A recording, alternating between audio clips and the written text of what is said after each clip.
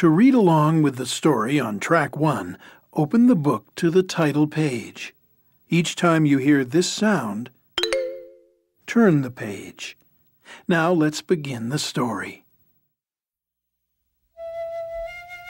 Goldilocks and the Three Bears, retold and illustrated by James Marshall.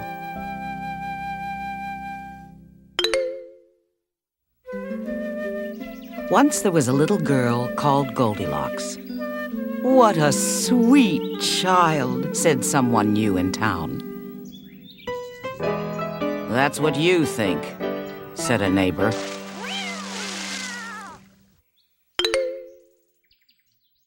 One morning, Goldilocks' mother sent her to buy muffins in the next village. "You must promise not to take the shortcut through the forest," she said. "I've heard that bears live there." "I promise," said Goldilocks. But to tell the truth, Goldilocks was one of those naughty little girls who do exactly as they please.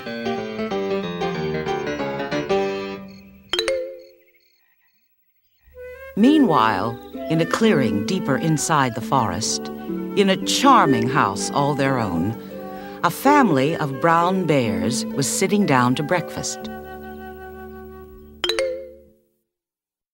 "Patooey!"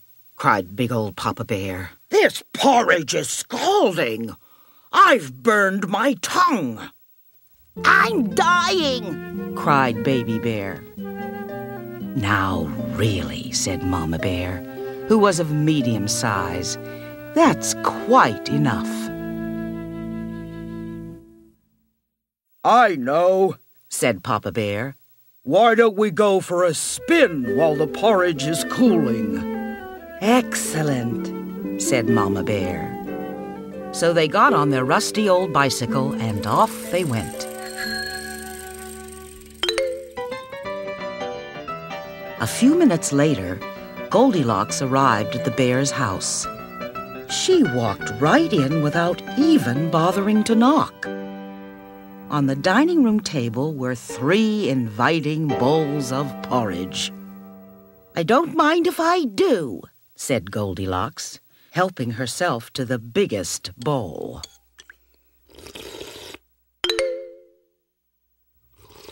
But the porridge in the biggest bowl was much too hot. "Patooey!" cried Goldilocks, and she spat it out. Next, she tasted the porridge in the medium-sized bowl, but that porridge was much too cold. Then Goldilocks tasted the porridge in the little bowl, and it was just right, neither too hot nor too cold. In fact, she liked it so much that she gobbled it all up. Feeling full and satisfied, Goldilocks thought it would be great fun to have a look around. Right away, she noticed a lot of coarse brown fur everywhere. "They must have kitties," she said. In the parlor, there were 3 chairs. "I don't mind if I do," she said, climbing into the biggest one. But the biggest chair was much too hard, and she just couldn't get comfortable. Next, she sat in the medium-sized chair. But that chair was much too soft, and she thought she might never get out of it. Then Goldilocks sat in the little chair, and that was just right, neither too hard nor too soft.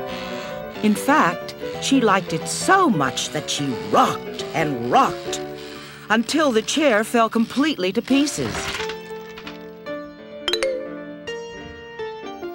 Now, all that rocking left Goldilocks quite tuckered out. "I could take a little snooze," she said. So she went to look for a comfy place to nap. Upstairs were 3 beds. "I don't mind if I do," said Goldilocks, and she got into the biggest one. But the head of the biggest bed was much too high. Next, she tried the medium-sized bed, but the head of that bed was much too low. Then Goldilocks tried the little bed, and it was just right. Soon she was all nice and cozy and sound asleep. She did not hear the bears come home. The 3 bears were mighty hungry. But when they went in for breakfast, they could scarcely believe their eyes. "Somebody has been in my porridge," said Papa Bear. "Somebody has been in my porridge," said Mama Bear. "Somebody has been in my porridge," said Baby Bear. "and eaten it all up."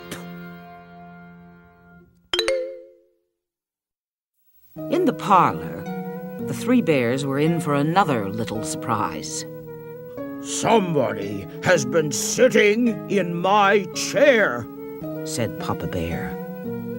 "Somebody has been sitting in my chair," said Mama Bear. "Somebody has been sitting in my chair," said Baby Bear. "and broken it to smithereens." The 3 bears went upstairs on tiptoe, not knowing what they would discover. At first, everything seemed fine. But then, Papa Bear lay down on his big brass bed. "Somebody has been lying in my bed," he cried, and he was not amused. "Egads!" cried Mama Bear. "Somebody has been lying in my bed." "Look!" cried Baby Bear. "Somebody has been lying in my bed, and she's still there." "Now see here!" roared Papa Bear. Goldilocks woke up with a start, and her eyes nearly popped out of her head. But before the bears could demand a proper explanation, Goldilocks was out of bed, out the window, and on her way home. Who was that little girl? asked Baby Bear. "I have no idea," said Mama Bear. "But I hope we never see her again." And they never did.